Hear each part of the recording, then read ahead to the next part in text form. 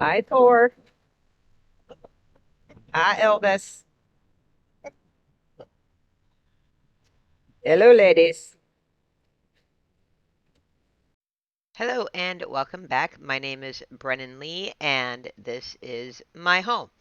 And soon to be the home of the chickens. We're going to move them from where they currently are behind me over to this area. So I know a lot of my videos look like I'm just doing such random things, but when you are building out a homestead, a garden, things have to be done in a specific order. And that order seems like absolute bloody chaos to anybody who may be watching from the outside. And I also do not claim that I know exactly what I'm doing. There are a lot of times I am learning as I go. I know growing, I know food prep, I know herbalism, but these things like cleaning up around trees, building out garden beds, just building anything is brand new to me. And so take it with a grain of salt as I build things. Some things may be janky, some things may not. Um, But for right now, I'm just trying to find a safe place for my chickens where they will be super happy because they are a little spoiled. Not spoiled as some. Like, I don't get dressed up and do fancy things for the chickens, but I do want to make sure they are safe, happy, have plenty of things to play with, and are fully entertained because that's got to be a boring life. So, what I am doing right now is getting anything that could possibly hurt them up. Some of these weeds can be toxic to chickens, so I want to get them out and making sure that I have all the weed fabric up, and I am prepping an area to put in the elderberry, which we are doing next. I do have some of it in right now, and making sure the weed fabric is out so they don't get tangled up in it. They don't try to chew on the plastic, which then strips apart and they could choke on it. So getting any hazards to their health out of this area is extremely important.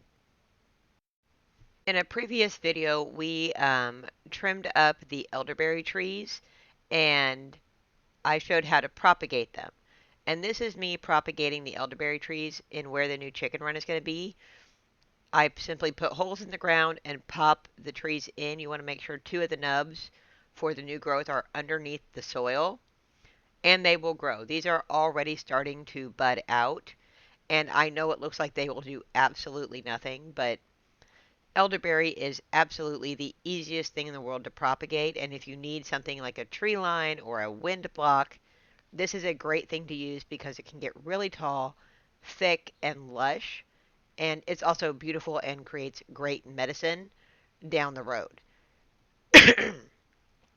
So, another reason I'm doing this, the chickens absolutely love the elderberry trees and they like getting up underneath the foliage. This will also attract, it's a little tiny bird, and I can't remember the name of the bird, but those little tiny birds eat a ton of insects. So one of my goals is, since they are so close to our pond, is to keep as many insects away from them as possible. Because where I'm at, we have midge gnats or invisible gnats. They're just this little tiny gnat that gets oh, they're horrible. And they will swarm you. They will also swarm your chickens. And when they swarm chickens, they will get into their throats. They can clog the throat and then suffocate the chicken. And we've had that happen.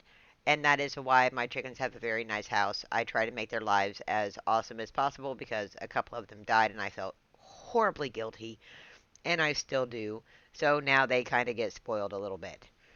Even though I don't do the whole dress up weird thing because I'm walking in chicken poop. That's just weird to me. So I'm going to continue to plant this along this line, and over the course of the spring and summer, these are going to get bigger. And every year I will prune them down and make them bushier and bigger. They can grow really tall. I know they're called bushes. Y'all, when you plant these, they are only bushes if you cut them down to make them bushes. Every year I cut down my elderberries and they grow 9 to 10 feet tall. This is me getting the last of the weed fabric out so the chickens don't hurt themselves on it. And I want them to be able to dig in this dirt and play in the dirt because that's how they cool themselves off and clean themselves. So we're going to get that all ripped up and thrown away, which I think was in the previous clip because I got them mixed up. But they also made more sense in this order. I am not an editing guru.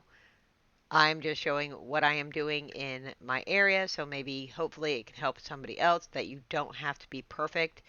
It's just getting your stuff done so that so that your chickens can be happy. So at this point, I have built this back line on the chicken run, and I am going for the front portion of the fence. And I hate that, I'm going to call it a stomper guy because I'm scared to death I'm going to hit myself in the head with it like I've seen so many people do. So the entire time I'm repeating to myself, do not get cocky, you won't get hurt. Do not get cocky, you won't get hurt. But honestly, I was so proud of myself for getting these in all by myself without any help, and then figuring out how to get the fencing up by myself, getting it secured, making sure that the bottoms were completely secured. I'm trying a weird thing right here. It's not going to work. We're going to put it somewhere else. And for this, I wanted to wrap it around a base of a tree, fill it with wood chips, and give the chickens a place to play. So they go in and scratch the wood chips. They have yet to jump in it. But I did get some of the wood chips in it, and that's in a different video, I think. I don't think I have that in this one, because I didn't have the skid steer yet, and the wood chips are not super fun to move. But this is our final view. Everything is up. Those two beds are going to have all of our squash in them because chickens are one of the only natural predators of squash bugs. So I wanted to be able to release the krakens on the squash bugs in case they came back, and I'm hoping they don't, but I live in southern Indiana, so the likelihood that we're going to have squash bugs is super duper high. Also, the skeleton right there is what is left of my body because right now you are hearing my soul because this was a very, very long week and this was just so much work, but I am extremely proud of myself and I am hoping that if other people can see me do this, then they can understand that they can do it as well. It doesn't have to be perfect, it just needs to be functional. You can make it pretty later, you can always make updates, but getting it functional, getting it ready, and making sure your animals are safe are the top priority.